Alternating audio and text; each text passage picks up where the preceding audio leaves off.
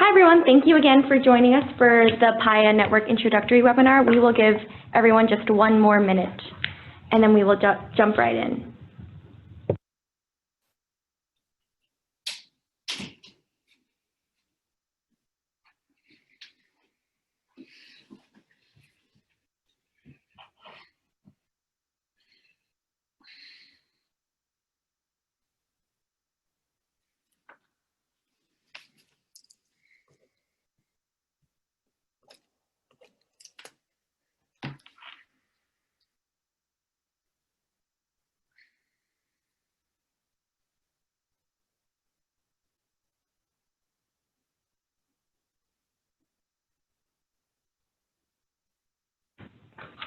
Hi everyone, we will go ahead and get started and kick off the first PAYA Network webinar in our series. This is Joyce Huang from New America. I will not be the only one speaking today, but I'm going to introduce the webinar and some things you will hear from us and our partners. To start, we will talk a little bit about PAYA, give you an overview about the Partnership to Advance Youth Apprenticeship and the work that we have been doing and will continue to do and some of our goals. And then we will give you an overview also about the network as a whole, who some of the network members are, and things that you can expect as a network member. We will also go through some activities and opportunities for engagement with us, our partners, and that includes JFS. We will turn it over to them for a portion of the webinar to talk about some technical assistance opportunities and ways to engage with them for your partnerships and to learn from some of our other partners. And we will finish with some upcoming events and activities that you can participate in following this webinar. And throughout the webinar, we encourage you to use the Q&A function in Zoom to chime in with any questions you might have throughout the webinar, and we will do our best to address them as we go on or towards the end. And now I will turn it over to Brent Parton at New America, who will talk a little bit more about PAYA and the network. Hello everyone, good afternoon and good morning, and thank you for joining us for this first discussion. It's an exciting day that we're able to kind of kick off the work of this network and our ability to kind of support the broader community of folks both interested in and working on youth apprenticeship. I will keep the first part of this discussion pretty concise because the Partnership to Advance Youth Apprenticeship is something you're all fairly familiar with at this point. But again, as a reminder, the Partnership to Advance Youth Apprenticeship is a multi-year initiative that supports states and cities to expand access to high-quality youth apprenticeship opportunities. A couple things to help ground the purpose of this network and where it sits within PAYA's overall objectives. Part of what PAYA is trying to do is intensify learning and expand research about how youth apprenticeship works and really uncover what strategies there are to use these programs as a way to advance student success, to advance equity, but also fill critical industry talent pipelines. So a big part of what we're trying to do is document what's working, what isn't, and what are the multiple ways that both states and cities can go about building partnerships to expand these opportunities. At the core of that is a peer-based strategy. There's no one way to do this work, and it's still a fairly new field. So the best resources on this is, in many respects, yourselves, the people who are trying and who have been working for some time to work on youth apprenticeship. We, as sort of national subject matter experts and supports, are meant to help connect you and also to frame up and ensure our conversations are productive around very practical challenges or big questions that you're wrestling with. So a big part of the network is about connecting you as leaders through both virtual and in-person opportunities. And we'll have a chance to talk a little bit about what we have planned for the next year on this front a little later today. Finally, just to kind of ground this again, is providing direct support to states and cities. There's obviously the peer learning component to this, but if there are specific challenges or things you're trying to wrestle with in your states and communities, we want the network to be a platform for us to be able to work and engage directly with you, or as well as the broader PAYA partnership. So sure, we have provided some grants to some of the members who are a part of this network, but technical assistance is something as well that we're willing to offer, as well as support and engagement on practical issues as they arise. As a quick reminder, the PAYA is supported by a range of philanthropic partners, many of whom have been interested in sort of how we can build a better foundation for expanding youth apprenticeship, high quality youth apprenticeship in the United States over time. These funding partners are thrilled by the opportunity not only to be able to see how the network and what members of the network are willing to kind of push their work forward, and that is something we will continue to kind of update them on as we go through this process over the next year. The other thing that we want to continue to remind folks is that PAYA is a partnership. There are several national organizations as well as critical leaders in the youth apprenticeship field from Colorado and South Carolina and Charleston, for example, who are doing work both connected to and directly related to the work that you're trying to lead in your community. So we want to make sure you have access to these resources, both the national resources that several of these organizations are part of developing, the peer learning and ability to do site visits and see how these partnerships have taken form in other places, as well as some direct technical assistance, for example, from our partners like JFF and CareerWise that we will talk a little bit later on this call about.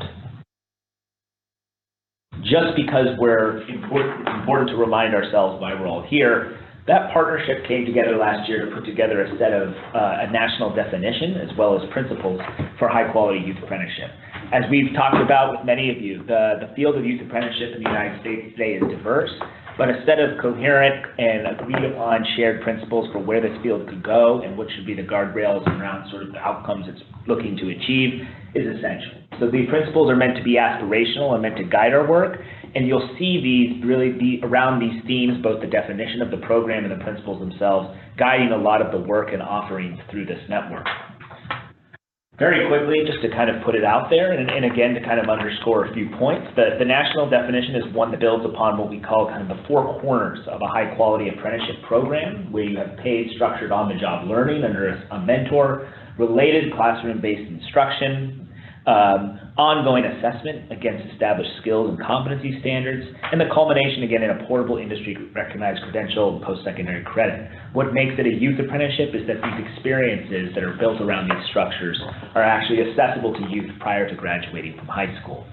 It's important to remind folks of this not only because of what it's setting the norms of what we're all come together committed to learning and moving forward with, but more importantly that it's hard. There's a lot of ins and outs to make these programs work, and this network recognizes that. So we want it to be a forum to talk about what's challenging, what's difficult, and learning about how other places have gone about making this work. To underscore that point a little bit more, these programs, we understand, cut across multiple systems. The folks who are out on the phone today represent many of these systems today, both industry, K-12, post-secondary, but also a lot of other critical organizations, such as workforce boards or community-based organizations or nonprofits that also can play a critical role in serving what we would call the intermediary functions that makes a youth apprenticeship partnership work. So while we are a network connected and interested in advancing youth apprenticeship, we also understand that we all sit in different places in our relative states and communities. And so this is really meant to be a unique place where we can come together and not talk about, and be able to talk specifically about youth apprenticeship and how that is linking us as a community. I'll end on this part of the section by just sort of reiterating back to the principles document. Again, these principles are meant to be aspirational, but they are ones that we also feel can be operational. When we put out the principles document, we talk about several components of what it means for a youth apprenticeship program to be career-oriented, equitable, portable, adaptable, and accountable. But we are also working today, both as a national partnership and as well as want to work with you as a network to really understand how these principles get put into practice, how we measure and are sure we're accountable for that happening. And so you'll see, for example, the data framework that PAYA has been working to put together is something that is directly tied back to these principles, so we can actually ensure that our programs are living up to these expectations. At the same time, we know they're aspirational, but when you join this network, you signed up to sort of hold up and agree that these are principles worth working towards, as well as the definition to try to create some consistency around these program experiences for both the students as well as the employers that participate in them. Again, we understand that it can be a long road, and we understand that these are not always easy things to accomplish, but again, you will see these principles coming up time and again throughout the technical assistance offerings that are at the core of this network's activities. So with that background, I want to go ahead and hand back to Joyce to talk a little bit about, well, you for a second, who are the members of the PAYA network, and talk a little bit, talk a little bit about some of the key information you've given back to us about what you thought would be useful through the survey that many of you completed this summer. We're greatly appreciative of your time of being willing to share that. So we want to share some highlights, talk about the network, and then we will get into the activities themselves. Joyce? Thank you.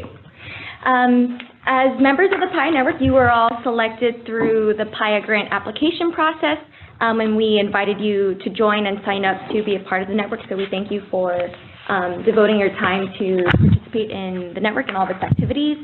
As a high-level overview, some of the goals of the PAYA network, first and foremost, is to support high-quality, scalable youth apprenticeship partnerships, of which you are all involved.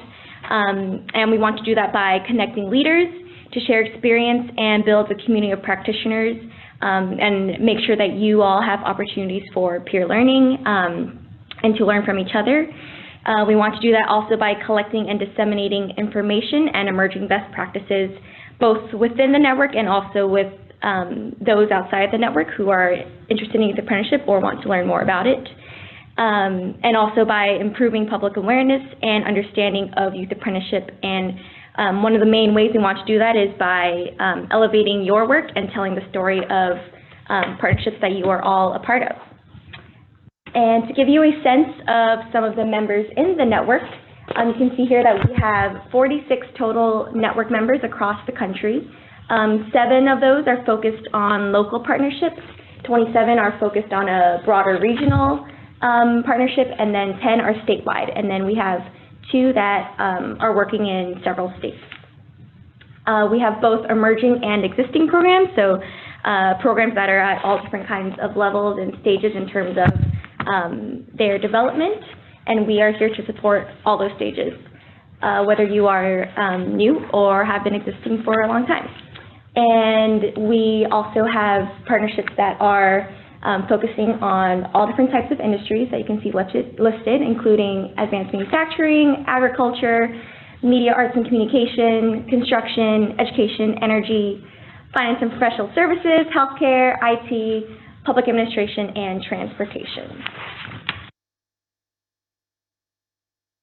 At the beginning of the summer, when you first opted in to join us in this network, we sent out a survey and polled you for the types of resources or methods of engagement that would be most helpful to you and your partnership. And we wanted to highlight some of those results here and then follow up by presenting some of the activities that you can participate in that directly result from what you told us you wanted and needed.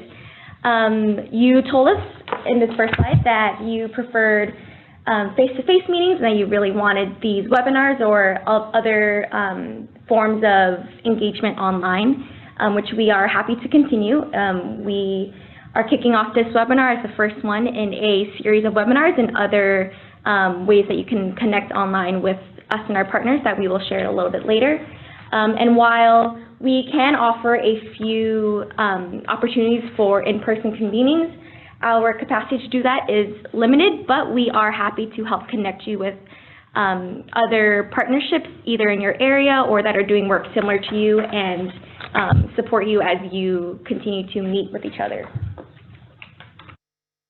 We also asked you about the kinds of resources that would be most helpful to you, and you said that you wanted lots of print and digital resources or briefs, reports, and presentations of best practices and strategies that would be useful to create effective youth apprenticeship partnerships. And we want to let you know that we will make sure that any of these online engagements or activities that we develop over the next few months will be structured around resources that you can hold in your hand or access online, many of which will be publications either by us at New America or by members of the PAYA National Partners. We have a slate of publications that we are preparing to release for you all to take, learn from, print, and disseminate yourselves. We also asked for the types of content that you would most want to learn more about, whether they be certain issues within youth apprenticeship or topics. And we will make sure that the resources and programming that we develop over the next year reflect your needs and the things that you want to hear most about.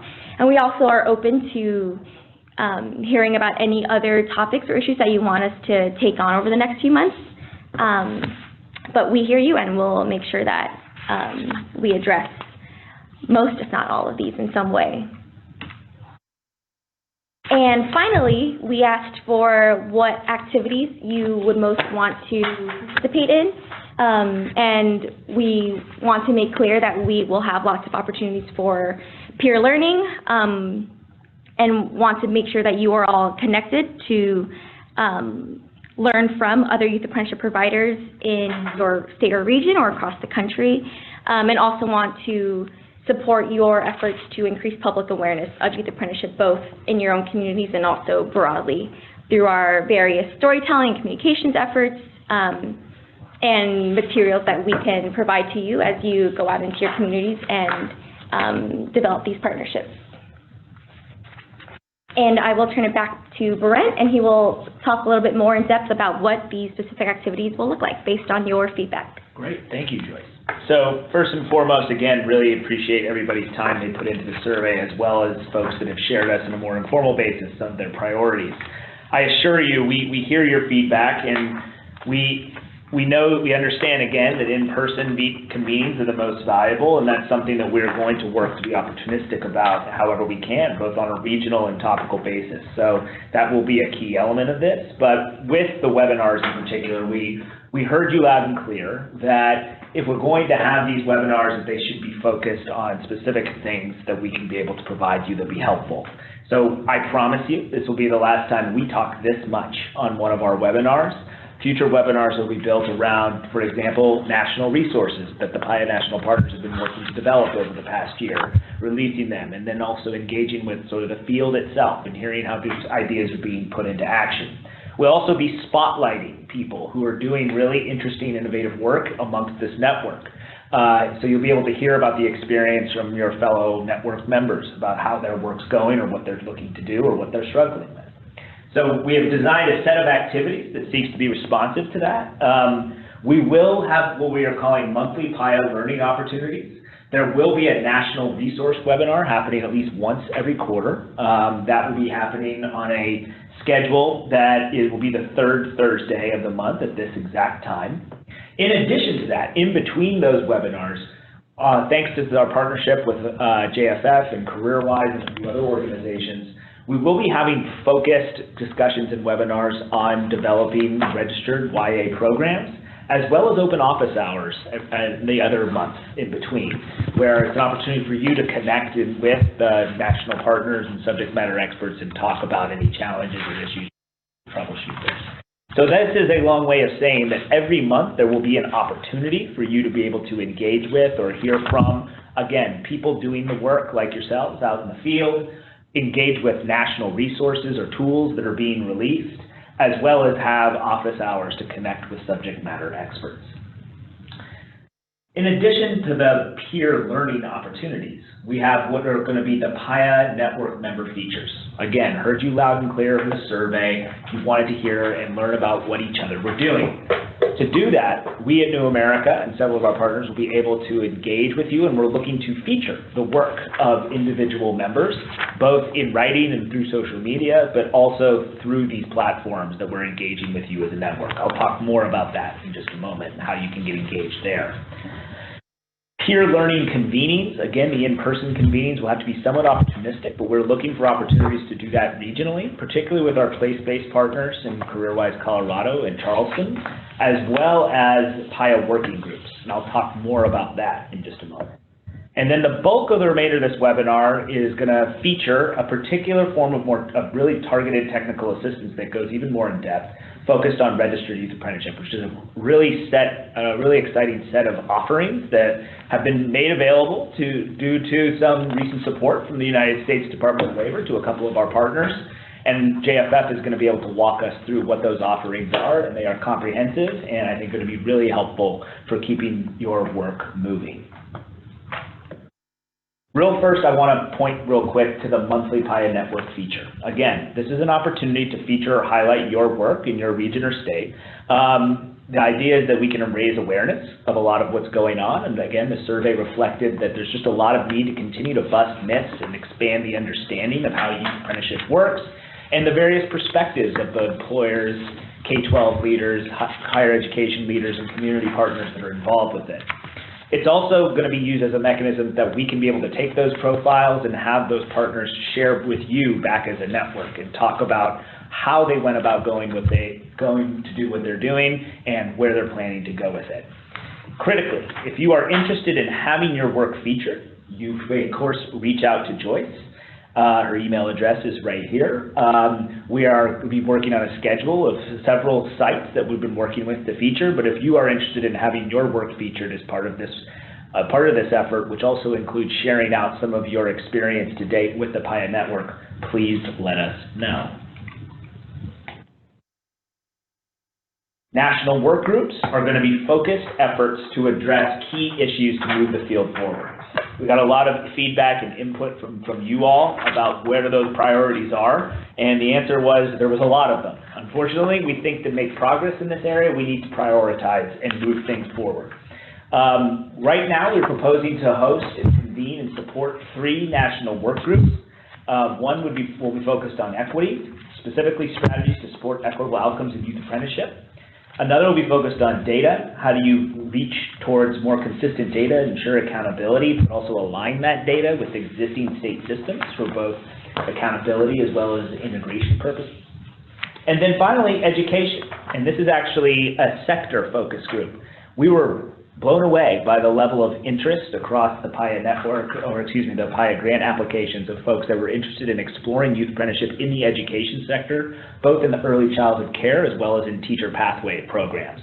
We think this could be a really interesting and innovative frontier, and we've been able to kind of secure some external support as well to be able to explore this issue in more depth. So, what do these work groups mean? These work groups will convene with a clear work plan with some very specific objectives of what they're looking to produce. On the equity side, it will be workshopping specific equity challenges. On data, we have the emergent PAYA data framework that is going to be an opportunity of how we continue to improve that, and as well as build a better understanding of what quality data in youth apprenticeship looks like. Now, the education sector's work group, we're hoping to invite and bring together both groups that are currently experimenting with youth apprenticeship in the education sector, as well as contemplating as well to understand how these strategies take place in these particular occupations. You all will be receiving a notification soon about these network efforts, about these work group efforts, and you'll have the opportunity to sign up for them or ask for more information about them if you are interested in joining these work groups and being a part of the national resources that they will be producing. It's at this point that we want to, though, take a step back and understand that in addition to kind of these peer learning and virtual opportunities, the idea of this network is in part to move your work forward, and sometimes that takes much more focused and hands-on support. So we are incredibly excited to be partners, to be partnering with JFF, CareerWise, and a number of other subject matter experts in this space to provide some targeted technical assistance specifically on those that want to explore and pursue registered youth apprenticeship pathways. Our colleagues at JFF are here on the line with us to talk us through about specifically what that support looks like, but this support is exclusively open to PAYA Network members, so we're thrilled to be able to spend the next several minutes of the webinar going through what that support entails and starting to gauge how folks might be interested in taking advantage of it. So I will hand to Eric Sells now from JFF to take it from here. Great. Thank you, Brent and Joyce, for an excellent foundation. We have a lot of slides to get through, but they're not very heavy, so we'll go through them pretty quickly. Good afternoon or morning, everyone. We're really excited to be here. I'm joined by my JFF colleagues, Cassandra McGee and Deborah Kobus. Cassandra's a little under the weather, so I think she'll just be observing online today, not speaking. But we lead our Center for Apprenticeship and Work-Based Learning here at JFF. You can go to the next slide, please. We've been engaged through a contract from the Department of Labor to support youth apprenticeship and more specifically high school-based apprenticeships. And we'll be talking about that over the course of this conversation. Let me tell you a little bit about JFF before we get forward, and then before we move forward, and then we'll get down into some of the details that we think will be helpful. But you should think of us as a resource and a partner. We are PAYA partners in this project, and now we have an extra layer due to this DOL support to really enhance youth apprenticeship. So we've decided to add that to the menu of activities through the PAYA network. So for those of you who don't know JFF, we're a large national nonprofit. We've worked with multiple states, many states, if not with many of you directly, certainly with community colleges or K through 12 systems or workforce boards within your area or regions. We work all across the country in a range of education, training, economic development, and apprenticeship issues. And if you go to our website at jff.org, you can get a sampling of some of the activities we're involved in. But basically our goal is to address the needs of people with education and training and economic advancement and mobility and development, and we're trying to accelerate economic advancement for all. So we work on philanthropic funds and federal grants and contracts, and we work at the state, regional, and federal level. So there's a lot of us. I'm in the DC office. Cassandra and I are in DC. Deborah's in our Boston office where our headquarters is, but we work all over the country. Next slide, please. So today we're going to talk a little bit about why we're here and what we can be helpful with you. And so on this slide coming up, we want to talk a little bit about registered apprenticeships, right? So, you know, apprenticeship is a big bundle of information. There's a lot of different conversations going on around the country about what an apprenticeship is. There's a lot of myth and misperception about apprenticeship. But what we want to zero in on, and I think much of the purpose on our project through the Department of Labor is to focus on registered apprenticeship. So for those sites that are interested in that, will help you. I know some of you are thinking about doing that. Some of you are staying away from registered apprenticeship and thinking of other models, and that's fine. What we want to do is provide some information on defining registered apprenticeship and what that means for you. Well, you might want to think about registering your youth apprenticeship program. Before the last couple of years, people across the country thought you couldn't really do apprenticeships for high school students or youth. But we've seen in South Carolina and Colorado and North Carolina, Wisconsin, that you in fact can do that. And they are some of the highest quality programs around. And we want to talk about some of the resources we bring to the table to supplement and support the larger PAYA network and the larger PAYA effort. So think of us as a trailer attached to the good work that New America has done, and we're supporting the effort. I should also say our contract goes for 5 years on advancing this. So we can be around for a long time to support your efforts and help you think through this as you grow your program. So next slide, please. We have the substantial contract from the Department of Labor really wants us to focus in on creating about 900 youth high school-based registered apprenticeships over the next 5 years. And through that, we have come up with a menu of activities or a list of activities that we can do to really support your efforts to expand your program and what you're thinking of doing. So, you know, we're the lead partner on this particular piece of the contract, but we've also partnered in our submission to DOL with CareerWise Colorado, pretty preeminent sort of group, Manufacturing Association of Central New York. And why we've asked them to join us is because they're really experts on registration. We've also partnered with the Institute for American Apprenticeship in Vermont, a fellow by the name of Jerry Ghazi, who's also an expert in on the ground, putting these things together, filling out the forms, and really working with sites to register programs. We have that ability and that capacity, and we definitely want to share that with you. So these are our partners that will be, and we have a larger team at JFF that can provide TA, answer questions if you get stuck on something, and provide a variety of support over the terms of this project. So over the course of this project, we're going to also support a learning community to connect with other PAYA members above and beyond of some of what you're doing with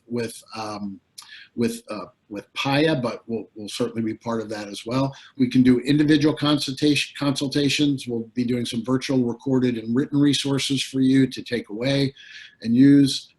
Access targeted funding for new programs. We'll talk about that a little bit later, but as part of our arrangement with DOL, we have a chunk of funds that will help support some of your efforts on the ground. So Deborah will talk about that a little bit more later, but we have additional funds that can support registered apprenticeships if you're going in that direction. We have a range of subject matter experts to help with your convenings or meetings or our events. And we also, as part of this project, will be doing a national competition for high school youth apprenticeships. We're still working out the details of that. You'll be hearing more about it, but we would love for some of your sites to participate in this competition, to be recognized and awarded for some of your hard work and outcomes of your students. Next slide, please. So we have a range of activities, but most of what we want to be here as a resource for is the registration of apprenticeship programs. So I want to talk a little bit about that before I turn it over to my friend Deborah. Next slide, please. So, you know, and some of this data has been updated, as you see on your screen. I'm going to give you some, but I think most of you are familiar with registered apprenticeship. Some of you are extremely familiar with it. Some of you know enough about it to be a little dangerous, and some of you have heard a lot of myth and misperception about it, and some of you have evaluated it and decided to go in another direction. All that is fine. But across the country today now, there's, instead of 585, there's about 636 apprentices as of yesterday, according to the Department of Labor. There's 12,000 new registered apprenticeships programs that have been created in the last 5 years. There's well over 1,000 different occupations that you can do apprenticeships with. And again, apprenticeships are being used in insurance and finance industry, biotech, cybersecurity, IT, building trades, healthcare, manufacturing. So they can be union, non-union, and a variety of industries and occupations. I think most of you know that the average age for an apprentice in the US is 28 years old, 29 years old, 28. And the average age, certainly in European countries, is about 17 or 18, sometimes 16. So, you know, as this country starts to pivot towards focusing more apprenticeships in the secondary system, we think that's a real win, that we can provide it for both adults and youth, and high quality programs for youth, and sort of compete with some of our European counterparts. So great work that you're even taking on this effort. So next slide, please. So registered apprenticeship, I'm not going to go into a ton of detail here. We'll do this over the course of the project, but registered apprenticeship programs must meet national standards for registration either with the United States Department of Labor or the federally recognized state apprenticeship agencies. I'm pretty sure most of you know, if you're a federal state or you have your own state apprenticeship agency within your state. If you're not connected with those folks, we know most of them, and we'd be happy to connect you with them, whether you're in a federal state or a state apprenticeship agency state. But all of them have standards that must be completed, a set of national standards, if you will, of rigor and quality that supports your apprenticeship application. Dual learning structure, right? So not only is it on the job learning, but it's also the related technical instruction. You all know that.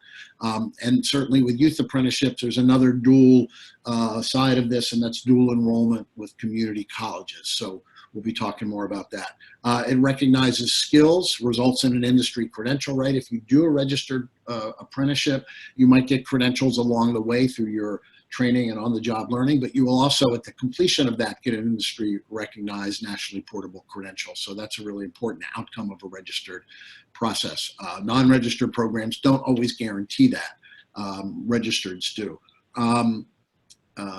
Most important thing, and I'll talk about this on the next slide, apprentices are employees. They're not students trying out for a job. They're not interns. They're not job shadowing. They are employees, and they're working hard and with adults. You can do it for newly hired or incumbent workers. Oftentimes with youth and high school students, they're going to be new workers in this. And you know, one of the biggest things, of course, is on-the-job learning in a work setting, real-life experiences, getting to work on time, learning skills and competencies, getting along with people, and getting mentorship on the job as you progress. Next slide, please. Some of you may have seen this next slide before. It's sort of a standard from DOL, but you know, at the top is business involvement, which is employment. Right, apprenticeships are a job. Registered apprenticeships are a job. They are paid. And the structured on-the-job training, the related technical instruction. With registered programs, you have rewards for skill gains. So if you may have a student that starts in summer of 11th grade, I'll make that up. By the summer of 12th grade, they may get a 50 cent an hour wage. By the time they graduate, they may get another 50 cent an hour raise.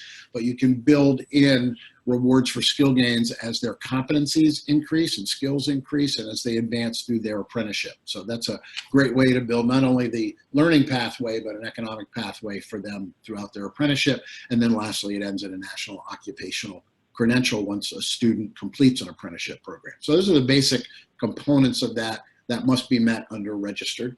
The two big things are the on-the-job training experience and related technical instruction. Next slide, please. And I'll be wrapping up in a couple of minutes and hand it to Deborah. So defining the elements of registered apprenticeship, they're often time-based, which are based on classroom time, competency-based or hybrid. I think what we're looking for under the PAYA, and certainly I think the easiest to do with high school students is competency-based apprenticeships based on skills and competencies checklists. How you integrate the classroom learning with the on-the-job learning for students to get those competencies and rapidly advance through them. Apprenticeships, there's some flexibility in the registered apprenticeship system. They're from 1 to 6 years. I think the average is about 3 and change years for most apprenticeships. I think for youth apprenticeships, depending upon your model, some are 2 years, some are 3 years, and it really depends on what you're trying to achieve. It's recommended of 2,000 hours of on-the-job training per year and 144 hours of classroom instruction. There is some parts of flexibility in those hours for students, and we can talk about that later, but there is some flexibility. Progressive wages, as I talked about. The average starting wage for most apprentices in this country is about $15 an hour. The completing wage is about $60,000 to $70,000 a year, depending upon whose data you look at. But wages, they have to be above minimum wage for sure, but they have to be real jobs with real wages. And for youth, I'm not sure what the average starting wage is for youth, but certainly for adults are 15. Next slide, please. So the registered apprenticeship system nationally we spoke about, it's led by the Department of Labor here in DC. I used to work in that office and lead that effort, so I'm pretty familiar with it. You'll see that there are a mix of the purple states are those that have state apprenticeship agencies, and the white ones are governed by the Office of Apprenticeship in DC.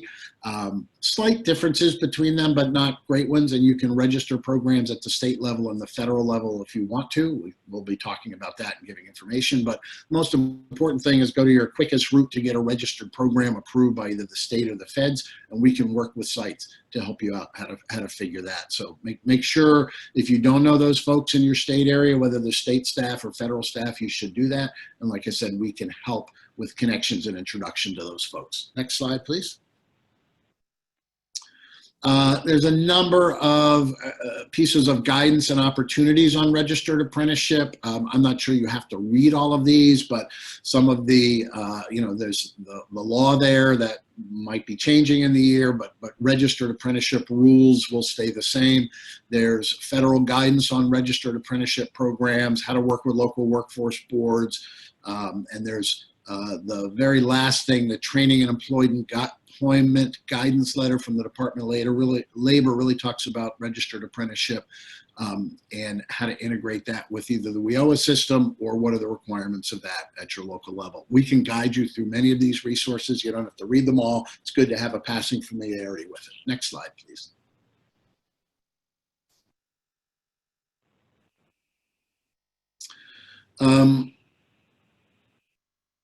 So is this, where are we here? Why register youth apprenticeship programs? So excellent point. Excellent question. I'm glad I thought of it.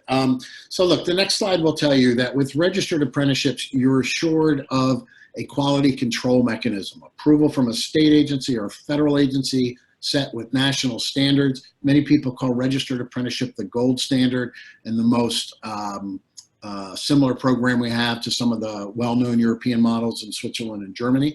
But really, registered apprenticeship really meets the conditions of quality, rigor, and standards.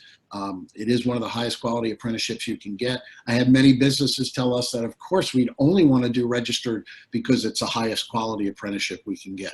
So You know, that's what it stands for: quality, rigor, and standards. There's some structure, there's approval, there's good housekeeping seal of approval from your state or the federal agency. So that's a plus to consider when you're thinking about your apprenticeship program. Next slide, please. You know, I think the registered process lends some high structure and high organization, required hours, minimum requirements, provides an in-depth pathway with bridges to career and post-secondary education, and certainly advancing to post-secondary ed is a real value of import to the PAYA network, the dual enrollment strategy, and some of those things. But registration really formalizes and structures that process for you. And certainly, as I mentioned 3 times before already, it results in an industry recognized credential. Next slide, please.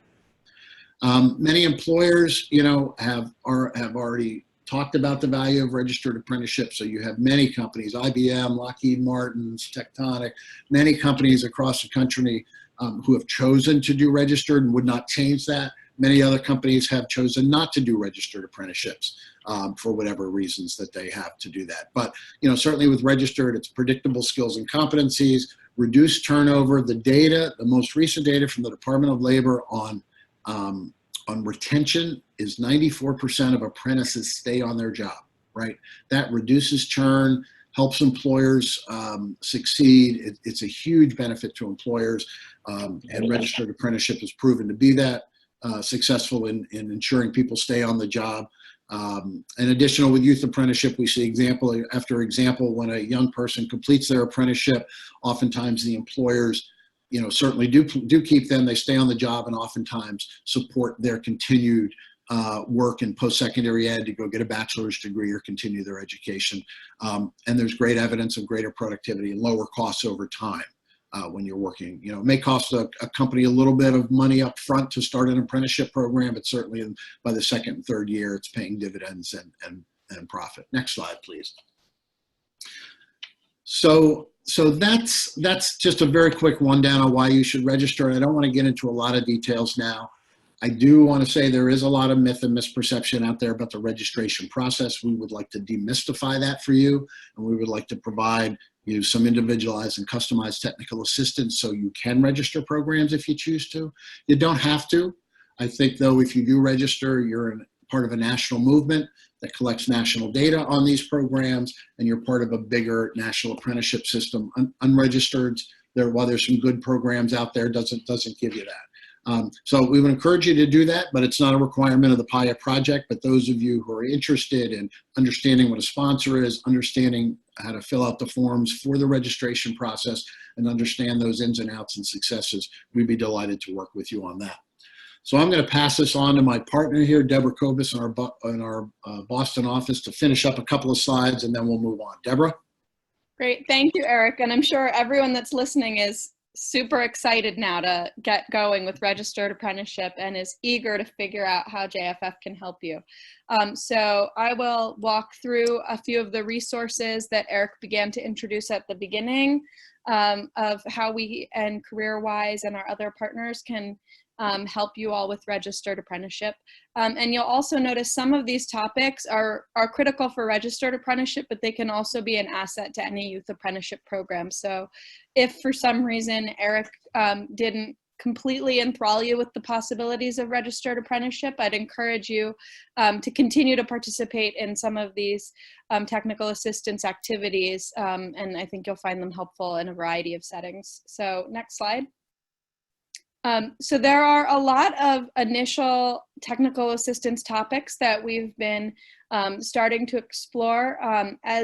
As New America discussed earlier, you know, they've already heard from you about topics that you're interested in, and we'll continue to coordinate the identification of topics with New America and CareerWise. So please feel free to reach out to any of us with your high priority technical assistance needs, and that'll help inform how we plan all of the various activities.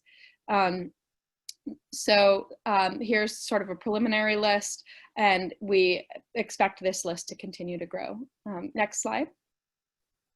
As Brent mentioned earlier, we're excited to plan some virtual events that'll happen on a regular basis. So in addition to the PAYA network webinars that'll be happening quarterly, we'll have a series of quarterly webinars, and then we'll round that out with office hours on the high priority topics that you guys have identified. So every month you'll be able to sort of tune in and learn about whatever the most burning issues are for you and your project implementation. The way that we are designing the office hours will also be rolling out recorded training sessions throughout the year. So some topics that are more sort of how-to kind of information that might not require a webinar format, we'll be posting those for recordings, and then you can check in with us during the office hours with any questions that came up as you had gone through the recorded training. Next slide, please. Also, in response to your desire to have online collaboration tools, we'll be launching this workplace community, and you'll be getting an invitation for this later this month, so keep your eye out, and we'll be inviting all of you to join. This is essentially a Facebook for nonprofits and businesses, a sort of organizational work-focused Facebook. So a lot of this will be familiar to how many of you are used to using social media. Next slide. So you can feel free to share with each other about anything that you're doing with your project. So if you have announcements that you want to make, or you've visited one of your other peers within the PAYA network and share about that, you're welcome to post or post any other sort of exciting information that you'd like to share. Next, please. There'll also be a way that you can, you can also use that as a way to post resources and also to start discussions around the resources. So if there's, not only a resource that you think is helpful overall, but you think a certain part of it is really applicable to a conversation that happened on a previous webinar, you can get the dialogue going that way. And we'll also use that as a way to prompt some discussions around some of the topics that folks had mentioned they would be interested in pursuing, and sharing out ideas and posing questions to all of you around that as well. Next slide, please. We'll get, this is sort of fake content here, so you'll notice this doesn't align with the third Thursday only kind of content here, and there are things happening on other days as well, but we will build out a calendar of all of the virtual and in-person events that are coming up. So you'll have a one-stop shop for any upcoming events that'll be happening through the PAYA network. You can also use that calendar as a way, if you have events that are happening within your site that you'd either like to invite others to, or just have people aware of it for some reason, you can use this calendar as well as a way to share information out with the network. Next slide. And then this is also just a way you'll be able to see the various members of the PAYA network, and use this as a way to start to build direct peer-to-peer connections as well that don't have to be facilitated through New America, JFF, and the other partners. We will also explore how we can use Workplace as a way to build out both the New America work groups as well as any other more informal work groups that you guys are interested in creating. And so we can kind of organically respond to the smaller group interests that are emerging throughout the year. Next slide, please. So in addition to those resources that are really going to be provided out to the network all at once as a whole, we also have some opportunities for some individual support to each of you. So the first thing that will be available is individual consultations around your role as an intermediary. So if you would like support on how to start up your role as an intermediary, how to sustain that, you know, how to think of your role in particular around working with businesses. You can go ahead and sign up at any point for a consultation. CareerWise is going to take the lead on those. Just to make sure that we can be most helpful to you, we ask first that you flag this request in the subject, and then second, there'll be a few questions that we'd like you to answer just to ground CareerWise in being able to make the most of that consultation. Following the consultation, there'll be an opportunity for some follow-up support as well, so it's not just a sort of one and done kind of assistance. We'll be providing a similar type of consultation also around registered apprenticeship. So next slide. Based on everything that you guys have been hearing, I'm sure it's no surprise that we are happy to provide support around registration. So JFF will take the lead on this, working with a couple of our registration expert organizations. So this can be if you have a program ready to go and you just need to have help navigating how you go through the registration process. It could be a step before that where you're actually thinking about how you want to create the standards that you'll ultimately be submitting, or thinking up through other parts of the process, including ongoing documentation after you've registered. So again, you can just send an email to set up an initial consultation. Cassandra will be the JFF contact for that, and just flag that you're interested in that consultation, and again, answer a few really simple questions so we can make sure to match you to the right person and start off strong in our support to you. And then we'll be prepared to follow up that consultation with some additional registration support as well. One quick flag is on these key topics and other topics that we'll be covering through our range of TA. We might also be able to provide a subject matter expert to speak at events that you're hosting. So if you have any requests for in-person events where it would be really helpful to have an external expert, again, Cassandra is the person to contact for that. So you can email with those requests and we'll accommodate those as we can. Next slide, please. So the other thing that Eric mentioned briefly is that we'll be launching a national competition. And so this is an opportunity really for youth apprentices to provide direct connections to other youth and really try to create an excitement around youth apprenticeship.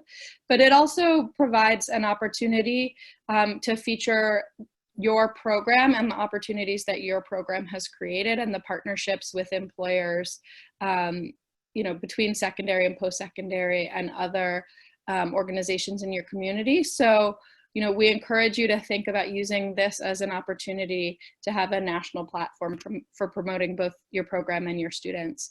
The tentative plan awaiting DOL confirmation is that we'll launch this competition in January and announce the winners in June. So we'll be providing details on that as soon as we have the formal go-ahead. And then final slide, please. The final resource that we'll be providing is that we have a limited pool of incentive funds. The intent of the incentive funds is really if you have all of the pieces of a program ready to go, but there's a financial barrier to getting it started, either an employer needs support or one of your key partners needs support with one of those startup costs, then we can provide initial incentive funds to get you over that hurdle and get your program started and apprentices enrolled. So if something comes to mind where you already are at that point and you really do have a program ready to be registered and ready to launch, but you are at that funding barrier, please reach out to us now and we'll start to figure out what we can do. But for those of you who aren't quite there yet, we will be releasing a formal application process, and so look out for that, and we'll provide much more detail on the eligibility, the requirements for how you can use that money, and the process to apply. There is flexibility on how those costs are used. One flag that I would say is they cannot be used for the wages of youth apprentices. So please keep that in mind. But beyond that, there's a lot of flexibility in how those incentive funds are used. I see a question now, so I will answer it. So Cassandra McGee is the sort of key JFF contact for all questions. And so we'll provide her email as well. But if you have interest in that right away, then feel free to reach out to Cassandra. And we'll be distributing these funds through June. Another sort of requirement for distributing the funds, we can commit the funds to you, but to actually distribute them, you do need the apprentice commitments from employers so that there's a set number of apprentices who are going to be enrolled, not just that this is, you know, a sort of open-ended future program. And then we're running that first year through June. As Eric said, this is a 5-year contract with DOL, so we anticipate that after June, this will be renewed, and we'll continue to have this opportunity in future years as well. So with that, I will turn it back to New America, and thank you all for listening to all that JFF has to offer, and we look forward to getting to know all of you in the coming months. Thank you so much, Deborah and Eric. And I, for one, am incredibly excited and compelled about the range of TA offerings to support the expansion of registered youth apprenticeship. Really appreciate that overview from you all, and it's really great to be partnering with you on this work to help support our network. So we've got a few questions that have started to post, and a few others have come in individually here, but let me go ahead and move us to just a quick overview of what's next before we dig into those. So what's coming soon is that we mentioned there will be a number of learning opportunities happening monthly. During one of those months, it's going to be PAYA-led webinars on national resources that are available to all members of the network and to hear about featured efforts of network members.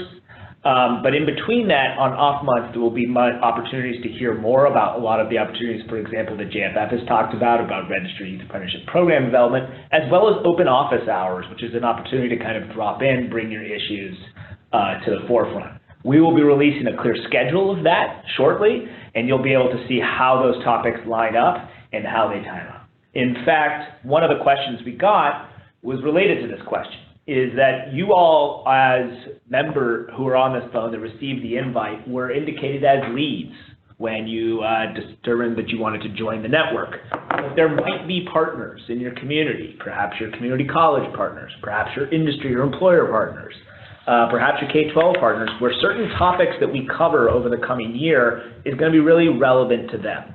So the answer to the question is yes, you can feel free to invite those partners. You can even forward along the invitations to these invites for those partners to listen in if the topic is one that aligns with what they're interested in. The second thing coming soon is that in addition to the webinars themselves, is we will be putting out a range of national resources that have been working on over the past year with our partners. For example, JFF has been working on a readiness assessment for communities looking to launch youth apprenticeship programs. Our partners at NGA, National Governors Association, have been working on profiles and case studies of governor and state leadership on youth apprenticeship. And there's a host of other resources from our partners as well at Education Strategy Group, who are working on an overview of intermediary models and the roles and responsibilities they play. At the National Alliance for Partnerships and Equity, they're working on an equity assessment and more.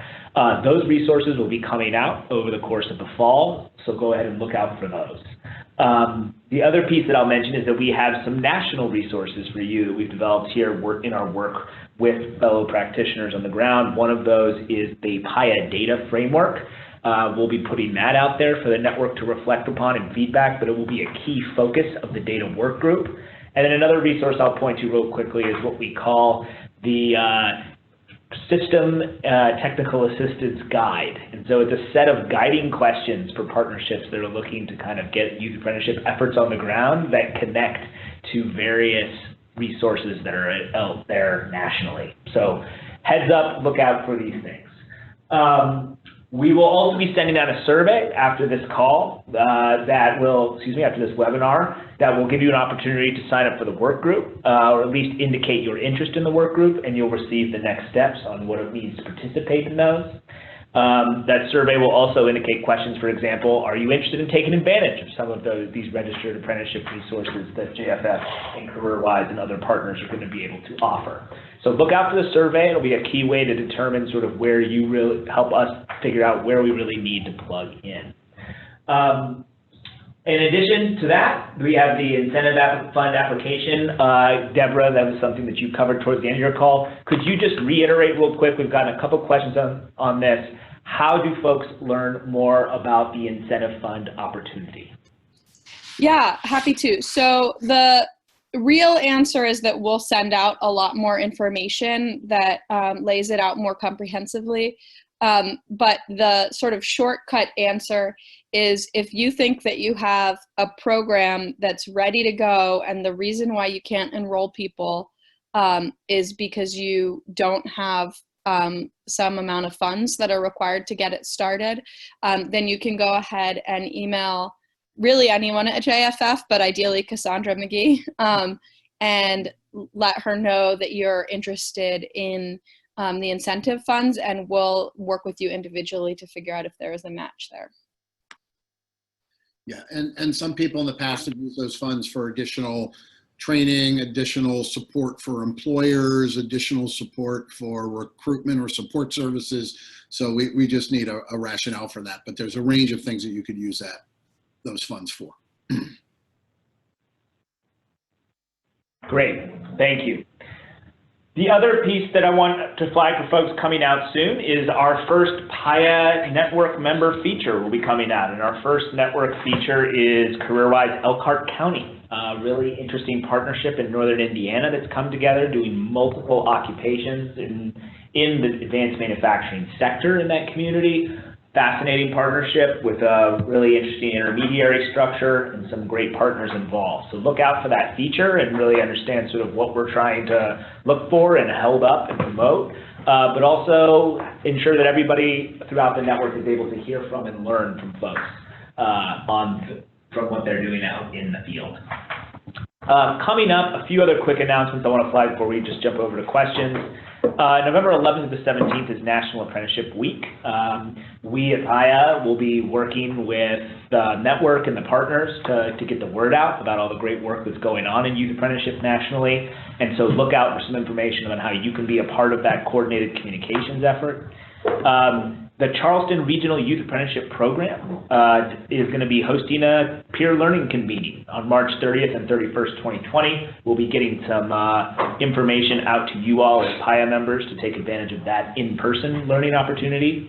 And finally, something that we sent out in the email is something we just want to reiterate is what we'll continue to do for PAYA Network members is that there's any number of funding opportunities that come out from government, from philanthropy. We want to make sure you're aware of those when there's alignment with the work we're trying to lead on youth apprenticeship. So we shared with you there was one opportunity, for example, from New Profit that was focused on innovation, connecting folks to career pathways. We will continue, that particular opportunity closes on October 23rd, but we want to reiterate, we will continue to flag for you all as a network those new opportunities as they arise. So we have a few questions here, and I know some chatter has started as well around a few topics. I will go ahead and take an easy one, and then let's head into the competency. There was a question around competency-based models in states. Someone asked, is it possible as a network member to get direct feedback and coaching on our application? The answer to that is yes. Since many of you, all of you on this line submitted an application to the PAYA grant opportunity, you gave us a lot of great information about your partnership. As a member of this network, you were one of the highest performing, or one of the top scoring, I should say, applications that we received. And so we would be happy to go ahead and offer you feedback on your application in a call to hear a little bit about more sort of what you're planning to do with your work or where you want to take it next. So we will make sure that we send out some information about how to set that up after this webinar. Let's move to, we got one question around, are there any states doing competency-based youth apprenticeship? The answer to that is yes, but it looks like there's been some discussion already in the chat. I don't know, do our friends at JFF want to offer any information on that? Competency-based registered youth apprenticeships out there, where that's happening? Well, we know that South Carolina uses those for most of their youth apprenticeships, and I believe North Carolina does too. And I think most of the ones I've talked to in multiple sites do it because it's a little bit easier in terms of creating a competency-based checklist and measuring progress over what they master instead of seat time or classroom time. So I think South Carolina and North Carolina are probably two of the ones that come to the top of my head, but I know there's plenty of other states that do it. Yeah, and I would add Kentucky is a state that has been doing that as well. I mean, and so I would say you will find examples of competency-based registered apprenticeships in many states. It's really a flexibility issue, and it's up to the intermediary and the sponsor that wants to get it done. To just underscore one of Eric's point, the advantage of a competency-based model, particularly from a youth standpoint, is that you have apprentices that have several obligations in such that they're, at least for part of the program, still in high school, as well as taking post-secondary coursework and, of course, doing the on-the-job learning. So a competency-based model can sometimes give a lot of that time-based flexibility that makes it easier for this to be a model that works for youth. We would be happy to structure some learning specifically around that model, though, if folks want to dig a little bit deeper and see how those are being scaled. We have another question here, which is a question. It's a perennial one, and it's an important one. Is there any clear differentiation or definitions out there we can use to differentiate pre-apprenticeship from youth apprenticeship or apprenticeship? The answer to that is yes, and in fact, you've got a couple folks on the phone that I think we're in a pretty good position to talk through that. The national definition I shared that PAYA developed is focused on a youth apprenticeship model, which we do view as distinct from pre-apprenticeship. I could share my thoughts on that, but I believe our friends at JFF have worked on some standardization around what a pre-apprenticeship means. Did you all want to chip in on that real quick? Yeah, I'm going to turn it over to Deborah to talk to that, but just beforehand, as it relates to this work we're talking about, while you can do a pre-apprenticeship to apprenticeship strategy, and some places do, you don't really need to. You can incorporate all those entry-level sort of things into a robust registered apprenticeship program. So you don't need to go pre to apprenticeship. Oftentimes when people think of high school or students, they say, oh, it's got to be a pre-apprenticeship. No, you can do a 17-year-old in an apprenticeship and just wrap all that pre-work in, particularly if you're working with a high school student. But yeah, pre-apprenticeship has several different components to it, which you can spend time looking at. Well, I'll turn that over to Deborah, and she'll probably cite our recent framework. Deborah? Well, now I have to, don't I? Yeah, so I would say that one way of thinking about this, it's sort of the Venn diagram of definitions. So a pre-apprenticeship a youth apprenticeship can be registered or not registered. As Eric said, it can take the pre-apprenticeship kind of pathway. And so there's a lot of flexibility in what a youth apprenticeship looks like in terms of exactly what model it follows. New America does have, and with the launch of PAYA, the sort of standard definition that we look to for youth apprenticeship that really does have the core elements of an apprenticeship in terms of combining on-the-job training with related technical instruction. We look for that bridge to post-secondary education and industry recognized credentials. And then when you're looking at a quality program, we certainly want to consider issues of equity and rigor. For a registered apprenticeship program, it really is about following the convention of the registration requirements and standards. And so, a competency-based apprenticeship or a time-based apprenticeship, depending on what works for you, but you really are meeting those federal and state standards that you can do. The only difference between one that you hear about sort of every day for registered apprenticeship and a youth one is that with the youth one, you've got the high school students involved, and therefore there are the design considerations that come along with that.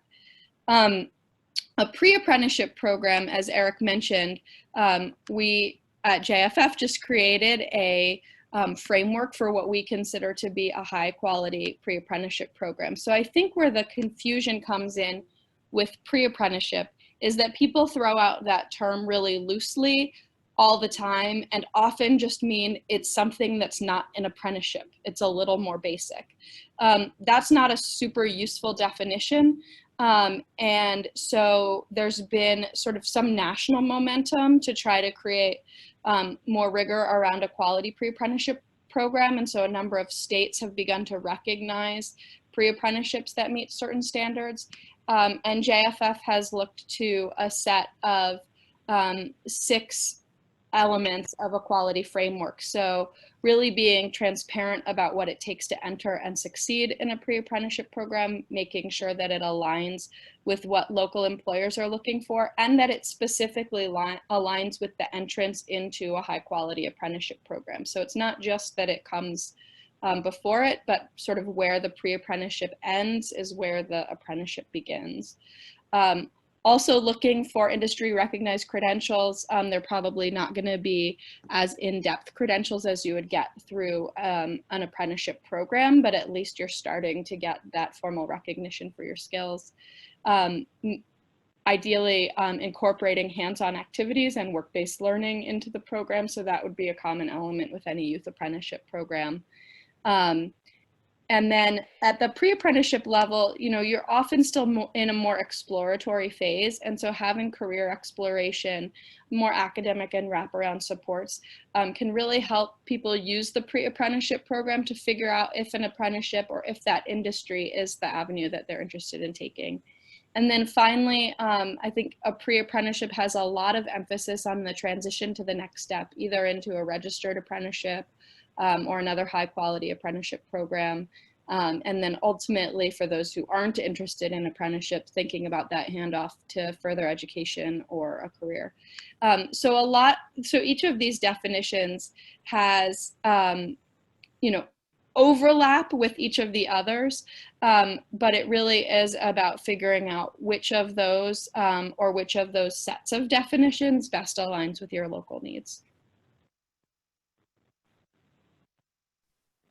Thanks for that, Deborah. It's something that is, and we're seeing a little bit of a conversation out here happening in the chat box, but it's certainly local needs. We also are empathetic within the network that there is some variability around states and we have that map of, depending on whether you're a state that registers programs federally or a state that does it on their own. It's not a determining factor. For example, places that we've mentioned like Kentucky and North Carolina that have done competency-based models are states that register programs, but it does have some variability around some of the flexibilities you might have around sort of doing something like a competency-based apprenticeship, and that is often where you can kind of get into some of these guidance issues around sort of you can't call something an apprenticeship unless it has X amount of hours, and as such, it's a pre-apprenticeship.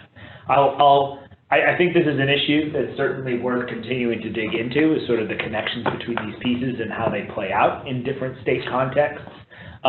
It is worth saying that if you look both at JFF's work they've done around the definition or principles of a high quality pre-apprenticeship, and then you do something similar looking at what we have done at PAYA's level, working on definition of a quality youth apprenticeship, it's important to focus in on the programmatic elements themselves and really what the experience is and what are the roles and responsibility and the commitment that's being asked by both the student and the employers within these experiences.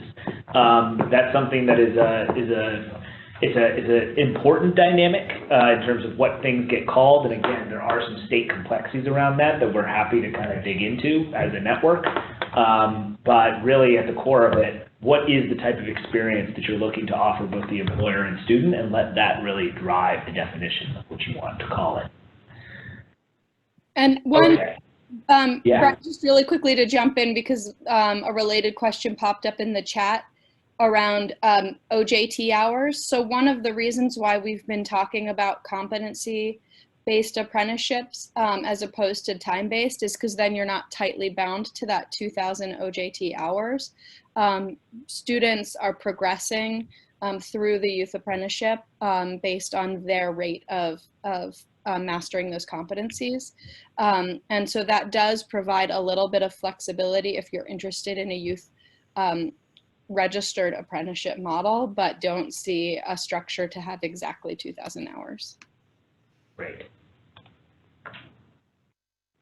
Okay, lots of good discussion already on ins and outs and dynamics here. I think, unless there are other questions that have come through at this point, we've put a lot out of you today on this introductory discussion.